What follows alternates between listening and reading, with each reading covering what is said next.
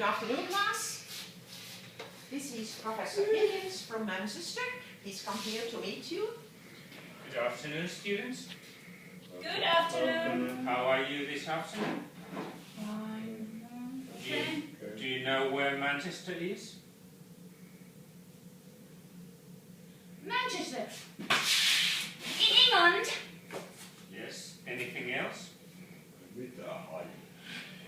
Kato.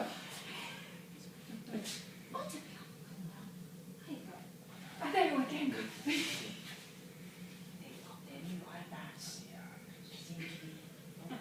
Now, class, Professor Higgins has come here to visit our school, and you have a good chance to meet him later in the afternoon.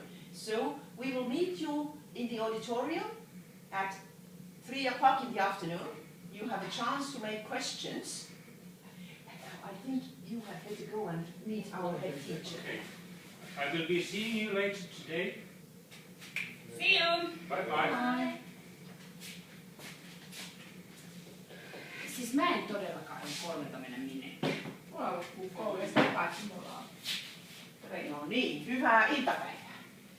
Mitä te ajattelette? Meillä oli professori vieras. Nyt iPadit kiinni. Mitä sä teet, Raija? Ja hattu päässä ja pipo päässä. Eikö teillä ole minkäänlaisia käytöstapoja? Ajatelkaa nyt, kun tulee kansainvälistä vierasta meidän kouluun, niin te istutte kuin juntit siellä. Ja ei mitään, iPadilla vaan jotain Angry Birdsia pelataan. No?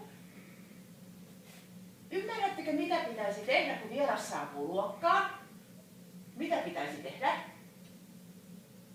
Nousta seisomaan. No esimerkiksi nousta seisomaan ja vastata kunnolla hänen tervehdykseensä.